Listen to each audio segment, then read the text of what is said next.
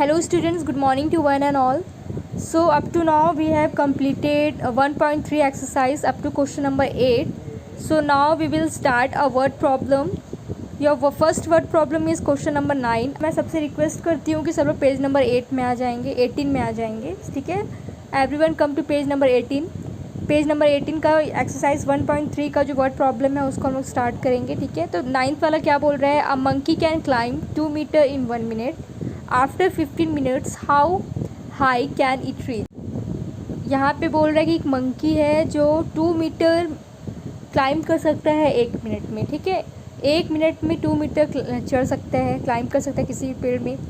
फिर ये पूछ रहा है कि 15 मिनट बाद वो कितने ऊपर होगा, कितने मीटर ऊपर होगा, ठीक है. कितने मीटर उसने क्लाइंब कर चुका होगा. तो इसका सॉल्यूशन जो है वो हम लोग देखेंगे. So here is the solution of question number 9. Question number 9 का सॉल्यूशन आप लोग देखेंगे, ठीक है. यहाँ पे पहले क्वेश्चन में क्या बोला था? अ monkey can climb in 1 minute. 1 minute में कितना क्लाइंब कर सकता है? वो 2 मीटर क्लाइंब कर सकता है. तो 15 मिनट में कितना क्लाइंब करेगा वो? आफ्टर 15 मिनट में वो कितने मीटर ऊंचाई में पहुंच जाएगा, ठीक है. तो यहाँ पे अ monkey can reach after 15 minute. 1 minute में अगर 2 मीटर है तो 15 मिनट में कितना होगा? तो हम लोग क्या करेंगे, अगर 1 मिनट का दिया है 2 मीटर तो 15 मिनट का निकालने के लिए हम लोग क्या करेंगे, 15 को 2 से मल्टीप्लाई कर देंगे. तो 15 इंटू 2 आपका कितना हो जाएगा? 30, ठीक है. यहाँ पे पूछ रहे हैं हाइट के बारे में, तो यहाँ पे आपका यूनिट मीटर में है तो आप लोग आंसर भी मीटर लिखेंगे, ठीक है. ये मीटर है, एम जो है आपका मीटर है, ठीक है. Now we will start question number 10. A stationery shopkeeper earns a profit of ₹2 by selling a pen and incurs a loss of ₹3 by selling a notebook. इसमें बोल रहा है कि एक स्टेशनरी शॉपकीपर है जो दिन में जो भी पेन बेचता है उसको एक पेन का प्रॉफिट होता है ₹2. दो रुपये का उसको प्रॉफिट होता है एक पेन बेचने में. और दूसरा बोल रहे हैं कि किसी नोटबुक को, अगर कॉपी को वो किसी नोटबुक को अगर वो बेच रहा है तो उसको उस नोटबुक को बेचने के बाद ₹3 का लॉस हो रहा है, ठीक है. ₹3 का लॉस हो रहा है, सॉरी. तो अब इसमें बोल रहे हैं, पहला पूछ रहे हैं इफ़ ही सोल्ड 25 पेन्स. अगर वो 25 पेन बेचता है तो उसको कितने प्रॉफिट होंगे, कितने ₹. का प्रॉफिट होगा. और 15 नोटबुक एक दिन में बेचेगा तो उसको कितने ₹. का लॉस होगा, ठीक है. आ रहा है समझ में क्या बोल रही हूँ मैं? एक पेन का प्रॉफिट ₹2 है और अगर वो एक दिन में 25 पेन बेचता है तो उसको कितने रुपए का प्रॉफिट होगा? एक नोटबुक का लॉस जो है वो ₹3 है. एक नोटबुक का लॉस जो है वो ₹3 है. अगर वो एक नोटबुक बेचता है तो उसका लॉस कितना है? ₹3 है. अगर वो एक दिन में 15 नोटबुक्स बेचता है तो उसका जो लॉस है वो कितना होगा, उसे कितने लॉस उठाने पड़ेंगे, ठीक है. ये पहला क्वेश्चन है, ये जो पूछ रहे हैं. दूसरा पूछ रहे हैं what is the number of pens he must sell on a day to have neither profit nor loss if the number of notebook sold on that day is 50. यहाँ पे बोल रहे हैं कि अगर एक दिन में उसने 50 नोटबुक बेचा है तो उसको कितना और पेन बेचना पड़ेगा, कितना पेन बेचना पड़ेगा जिससे ना तो नोटबुक बेचने के बाद उसको लॉस हो ना प्रॉफिट हो. ये वाला जो सेकंड वाला पार्ट है इसको मैं समझाऊंगी. पहले आप फर्स्ट वाले पार्ट को देख लो कि इसमें फर्स्ट वाले पार्ट का सॉल्यूशन कैसे होगा, ठीक है. So this is the solution of question number 10. Question number 10 का सॉल्यूशन अब आप लोग देखेंगे. क्वेश्चन में क्या बोला था? Profit by selling 1 pen. एक पेन को बेचने के बाद कितना प्रॉफिट हो रहा है शॉपकीपर को? ₹2 का प्रॉफिट हो रहा है. और अगर वो एक नोटबुक बेचता है तो उसको लॉस होगा ₹3 का.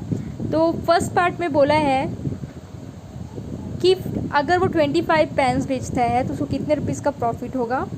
तो प्रॉफिट एक पेन का प्रॉफिट जो है वो ₹2 है. तो 25 पेन का कितना प्रॉफिट होगा?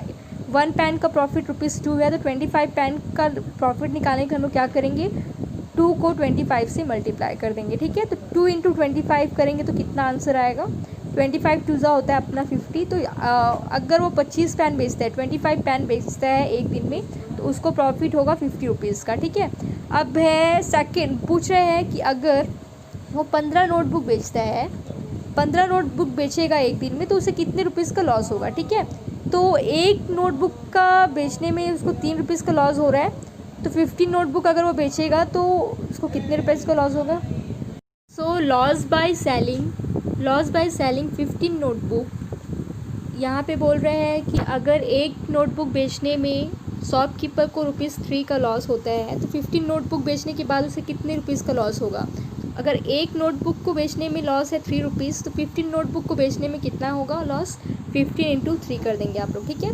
15 को 3 से मल्टीप्लाई करेंगे तो 15 3 हमारा होता है 45, तो आपका आंसर रहेगा ₹45, ठीक है। Question number 11 as it is question number 10 की तरह है, तो ये आप लोग का होमवर्क रहेगा, ठीक है। क्वेश्चन नंबर 12 देखेंगे। Write a pair of integers whose product is -14 and whose difference is 15 -15। यहाँ बोल रहा है कि हमें दो ऐसे इंटीजर लेने हैं, ऐसे फाइंड करने हैं जिससे दोनों को मल्टीप्लाई, अगर दो इंटीजर है हमारे, जो दो इंटीजर है उनको हम मल्टीप्लाई करेंगे तो हमारा आंसर -14 आ जाए, और जब मैं उन दोनों को माइनस करूँ तो मेरा आंसर 15 और -15 आए, ठीक है। So here is the solution of question number 12। Question number 12 का सॉल्यूशन देखेंगे। पहले इसमें बोल रहे हैं कि एक pair of integers whose product is -14। दो ऐसे इंटीजर्स लेने हैं जिसको मल्टीप्लाई करने के बाद जो मेरा प्रोडक्ट आएगा, आंसर आएगा, वो क्या हो, -14 हो। तो -14 लाने के लिए अगर मैं 14 को -1 से मल्टीप्लाई करूँ तो मेरा -14 आ सकता है। 14 को -1 से मल्टीप्लाई करूँ तो मेरा -14 आ सकता है। देखो यहाँ पे अगर मैं 14 को -1 से मल्टीप्लाई करूँ तो मेरा -14 आंसर आ जाएगा। और अगर मैं -1 ना लेके -14 ले लूँ और -14 को 1 से मल्टीप्लाई करूँ तो भी मेरा आंसर -14 ही आएगा, ठीक है। तो मेरे दो इंटीजर्स कौन कौन से हैं, 14 और -1, और दूसरा है -14 और 1। अगर इन दोनों को मैं मल्टीप्लाई करती हूँ, 14 -1 को मल्टीप्लाई करूँगी तो भी मेरा आंसर -14 आएगा। -14 और 1 को मल्टीप्लाई करेंगे तो भी हमारा -14 आएगा। ये जो वेरीफाई है मैंने इसको करके दिखा दिया आप लोग को, ताकि आप लोग समझ सकें कि वो दो इंटीजर्स, हमने ये दो इंटीजर्स क्यों लिया है, ठीक है। अब सेकंड वाला बोल रहे हैं a pair of integers whose difference is, कोई ऐसी इंटीजर्स, पेयर ऑफ इंटीजर्स जिसको हम लोग माइनस करें तो हमारा आंसर क्या हो, 15 आए पहले और दूसरा क्या है, -15 आए। तो अगर ये जो दो इंटीजर्स मैंने लिए हुए थे 14 और -1, अगर मैं 14 में -1 को माइनस करूँ तो मेरा 15 आंसर आ जाएगा, ठीक है। और अगर ये जो हमारा दूसरा इंटीजर था -14 और 1, -14 और 1 को अगर मैं माइनस करूँ, -14 को 1 से माइनस करूँ तो मेरा आंसर कितना आएगा, माइनस माइनस प्लस, 14 + 1 कितना हो जाएगा, 15। अब बड़ा कौन है, 14 है, तो 14 के सामने नेगेटिव साइन है तो मेरा आंसर भी नेगेटिव आ जाएगा, ठीक है।